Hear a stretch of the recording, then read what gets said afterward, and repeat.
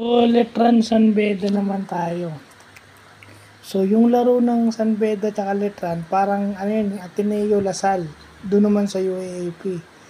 Kaso, yun na nga yung lagi sinasabi, pag meron kang definite na go-to guy, didepensahan na yan. So, sino nagpanalo sa kanila? Yung dalawang 3-point shot ni Yukien Andrada at saka yung crucial free throws ni Jacob Cortez. Sipin nyo, what a coincidence. Dalawang taga San Beda, kamag-anak ng dalawang taga Lasal. Si Yukien Andrada is kapatid ni Yuchen Andrada at si Jacob Cortez anak ni Mike Cortez na alam naman natin na naglaro sa Lasal, DLSU Green Archers sa UAAP.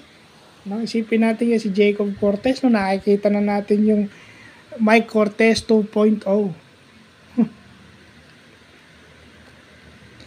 hindi nga yung makakita ka ng flashes of brilliance ni Mike Cortez kay Jacob Cortez.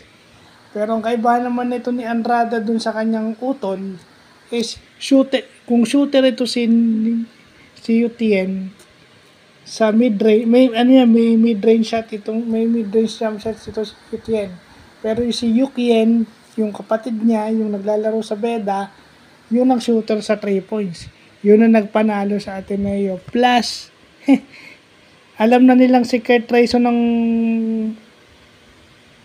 kasi nakadalawang shoot si Kurt Trayson. Lumamang pa nga yung Letran.